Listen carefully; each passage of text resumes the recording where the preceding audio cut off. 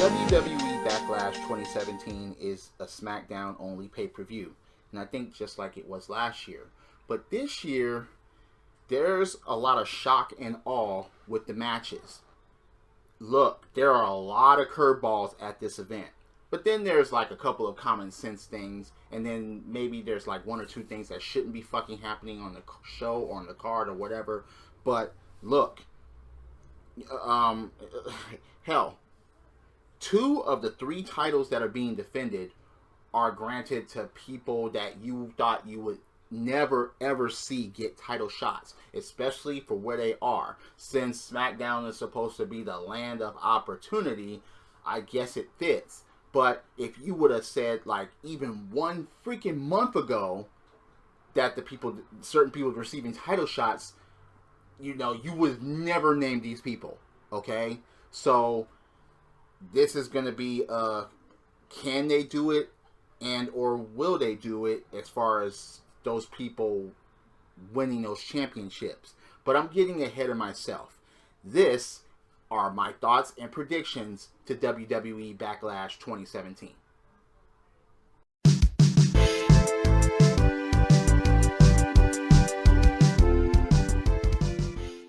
Okay, it's about time a pre-show match actually was meant to be on a pre-show.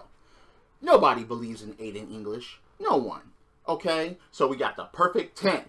Ty Dillinger. Okay, he needs to work up the ranks. So basically, this is just a warm-up match for the crowd to get into the event, since this is on the pre-show. So the perfect 10 is going to take it just like he did on SmackDown. Okay? I don't see Aiden English pulling this off. I don't see why he will pull it off. I just don't. There's nothing for Aiden English if he were to fucking win. But for Ty Dillinger, at least he can be pushed to the mid-card race sometime soon. This is most likely his road to that. So yeah, Aiden English, I don't see winning. Ty Dillinger, perfect 10. Yeah, warm up that crowd, secure the win, and move on to the mid-card.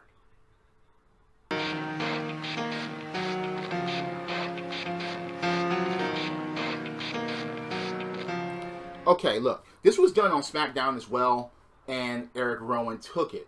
Yeah, it was due to maybe a little bit of shenanigans about, you know, the raking of the face or poking the eye, whatever. But look, this is about the Wyatt family splitting up, and Eric Rowan, you know, man, Luke Harper should have been in the main event scene by now, and he should stay there. Or he should have been in at least an Intercontinental Championship feud or United States Championship feud with either, you know, fucking, maybe it'll happen after the whole AJ Styles, Kevin Owens thing, but it should have happened with fucking Baron Corbin, at least for the Intercontinental Championship. But anyway, alright, look, I don't know who's going to win this match. Eric Rowan won them one on SmackDown, but Luke Harper, you know, he could win this one. He could. I'm not looking for a whole classic match because of Eric Rowan, even though Eric Rowan has improved dramatically in the ring. But not that much to say that this is going to be a classic match, a showstopper, if you will. So, okay, I will go with Luke Harper. I mean, damn. So they finally start to do something with Eric Rowan at Luke Harper's expense? I don't see that making any type of sense. I just don't. Because Luke Harper, look, he can get it done in the ring just against just about anybody. Luke Harper should be past this. Eric Rowan needs to work his way up. Why couldn't Eric Rowan go against Aiden English? I don't know. But anyway, I just see maybe Luke Harper. Now, if Eric Rowan were actually win, it wouldn't surprise me since he's done it before. But I'm going with Luke Harper on this one, even though I could be wrong.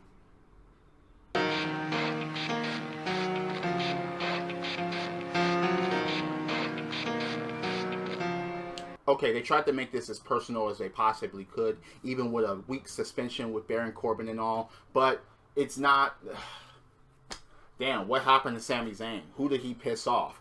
Why is he getting this type of treatment? on Raw and on SmackDown to bump into these motherfuckers that he just can't get past. First it was Braun Strowman, and now it's Baron Corbin as he's getting his ass whooped, and now he has the fucking barrier. Yes, this is supposed to, you know, say that, alright, it's not, you know, it's about size, it's about skill, and I understand that. But Baron Corbin, if he's ruthless, then he actually can walk away with the win. Even though, okay, he lost on SmackDown Live, just, you know, against Randy Orton, but that's just to say that he's not ready for the main event scene yet. He's not ready for a mid-carder scene yet as far as the championship, but this is a difficult one to pick because of, you know, the history with Sami Zayn and him not being able to break certain barriers. And then there's Baron Corbin, who's been being fucked with for the last couple of years, ever since that Andre the Giant Memorial Battle Royal farce win. So, yeah, okay, fine. I will go with Baron Corbin, because I just see them fucking with Zayn more. I will go with Baron Corbin. Maybe he'll move on to bigger and better things, but I expect this feud to go on for a little bit longer. If Sami Zayn would win it, I would be very surprised. I would be. But I'm going with Baron Corbin.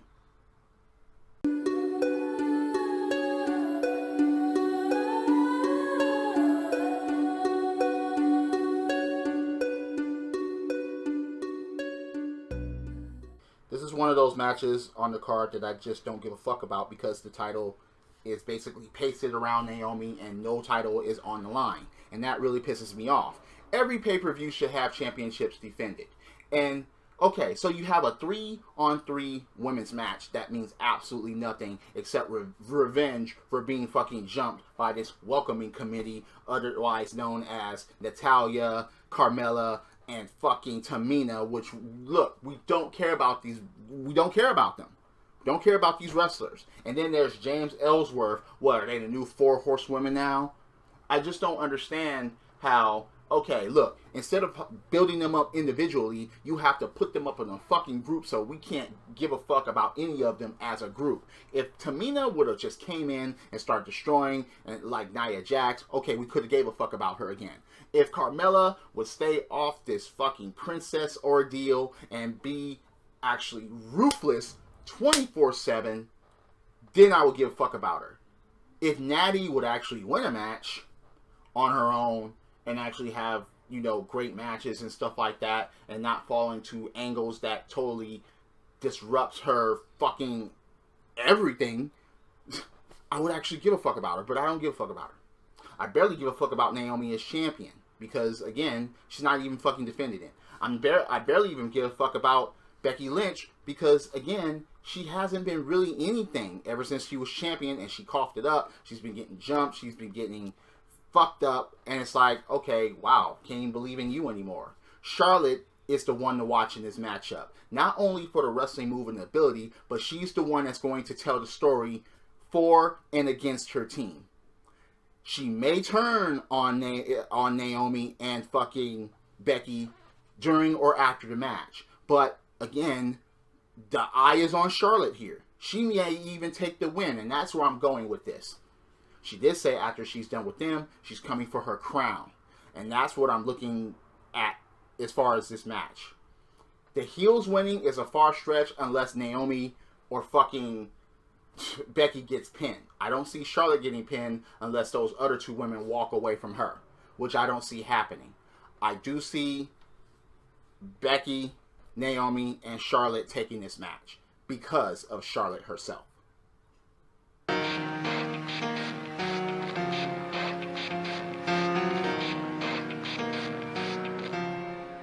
Shinsuke Nakamura's debut on a pay-per-view.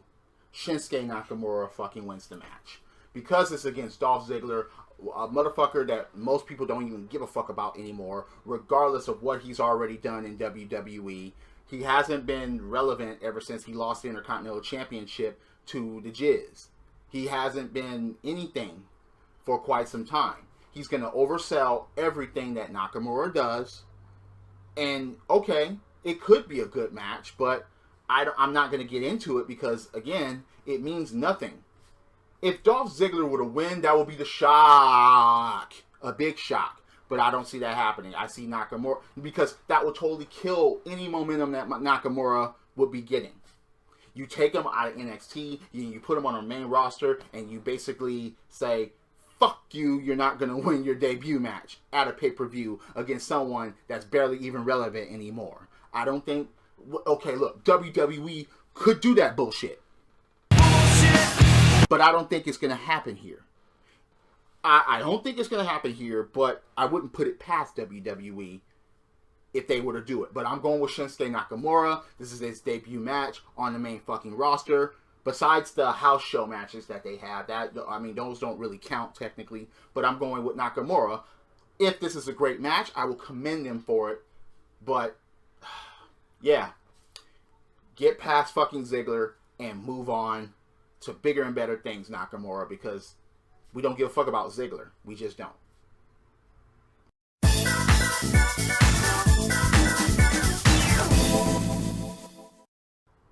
This is one of the two matches on the card where it's like, can they do it?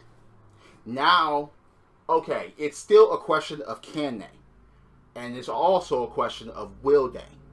If Breezango actually fucking wins this tag team championship, I don't know what to think. I don't know where they would go. I mean, you had Heath Slater and Rhino as inaugural champions. And, okay, you had American Alpha. Come on, you had the Usos. But again, I can't take Breezango seriously. I just can't.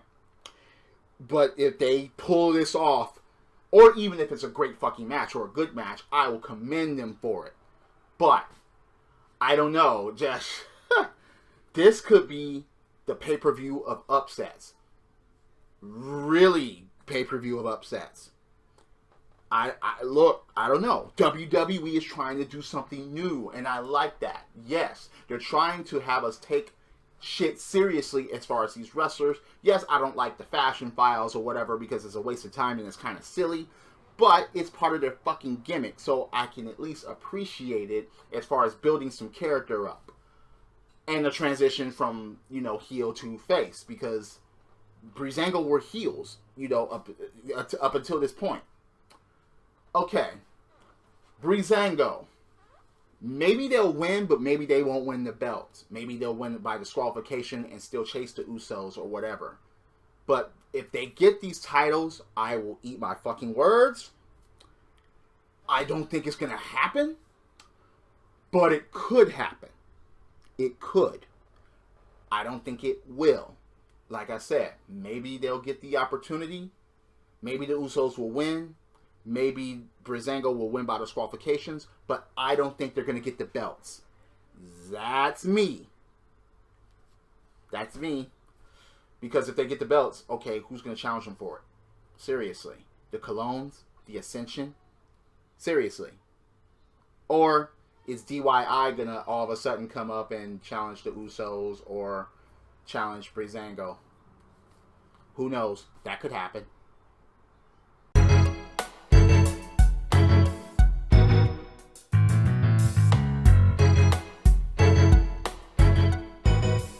Okay. I want to... Look. This has match of the night written all over it. I want someone to disagree with that. I want someone to disagree that AJ Styles and Kevin Owens doesn't have the capabilities of being match of the night or even match of the fucking year. This is for the United States Championship. And this could be the match to talk about for the event or even after that. Okay. You have Kevin Owens that just got the belt. You have AJ Styles that's chasing this belt. And, alright.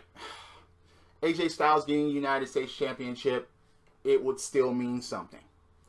Kevin Owens, the new face of America, I think he'll run away to save his title. I don't think that AJ Styles is going to get this title. I just don't. It would be cool, but I don't think he's going to get the championship. I think that somehow, some way, KO is going to weasel away. Because they're doing this whole face of America thing, the champion of the United States of America. They're doing that thing, and they're pushing that hard. They even got a KO and red, white, and blue t-shirt and all of that. Yeah. I don't know. Jericho's not coming out. I don't think so. I don't think that's going to happen. But, again, I just see that AJ Styles, maybe some shenanigans will happen that Kevin Owens keeps the belt. I wouldn't be surprised if AJ Styles gets the title, but I'm looking forward just for this to be match of the night. No matter what I predict here between these two, I just want a great fucking match and match of the night. I am going to go with Kevin Owens keeping the belt, but maybe not winning the match. Maybe disqualification, maybe count out, maybe something like that, but I don't see AJ Styles with the United States Championship. Don't ask me why. I just don't see that at this point.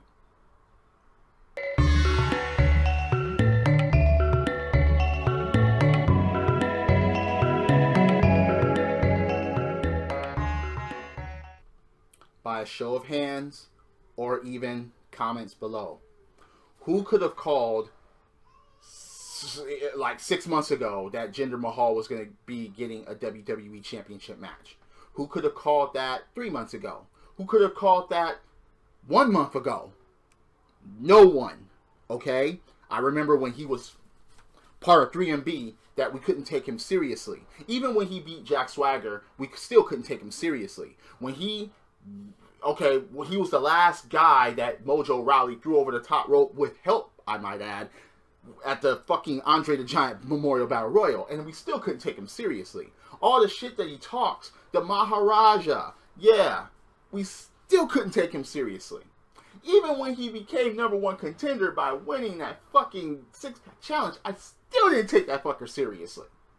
But now, okay, he has the Singh brothers. That's one. Number two, he's put on a couple of matches where he didn't try to do pussism and absolutely fucking run away or hide behind someone. Yes, he has the Singh brothers, but the Singh brothers have barely done anything. Yes, they interfered at the last minute or whatever. Yes, Kevin Owens interfered with his match against AJ Styles, but the match itself was pretty fucking good. So, Jinder Mahal has established himself as a fucking threat. Congratulations, you proved me wrong at that point. So, can he do it? Yes, he can.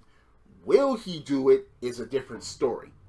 And RKO away can decide that. But you gotta remember, the Singh brothers are out there. And here's another thing to keep in mind. Rusev promised to be on SmackDown Live to confront Shane O'Mac and Daniel Bryan. Daniel Bryan wasn't even at the show because, he just had a child. So, he's not going to be there for a bit. But Shane O'Mac was, but Rusev didn't show up. Maybe Rusev will be a part of this match somehow. I would not be surprised if Rusev came out and did something to Randy Orton, and then Jinder Mahal gets the pin and gets the WWE Championship. I can't believe I am saying that. If this were to happen, I will eat my fucking words. Seriously. I remember when no one thought that JBL could do it. Yeah, and that 4 fucking corners, yeah, that strap, yeah, at the Great American Bash. But JBL pulled it off, and for 9 straight months, he was one of the most hated, and he was, look, the champion. Look, he held this, he solidified this on SmackDown, yeah. But, damn, no one thought that he could do it. And then look at Randy Orton. Let's remember the history about Randy Orton here as far as who he's put over for the WWE and or World Heavyweight Championship. For this, Mark Henry beat him for it clean after Mark Henry's push. The Jizz cashed in on him, even though he was wounded, but he was still put over to get this away from Randy Orton. So Randy Orton could be the fodder, so to speak, to give this WWE Championship to Jinder Mahal. That will be the biggest surprise. That will be the fucking clinching the part of Land of Opportunity, along with Breezango winning the Tag Team Championships, if that so happens. Look, I will go Dark Horse. I will go with Jinder Mahal here, just for the sake of how they push this guy. And now we can actually take him seriously to a point. And I'm proud of WWE for doing something new, sticking by it, and not making it look totally fucking out of place that we're just like, no, and no. Jinder Mahal is above The Miz at this point.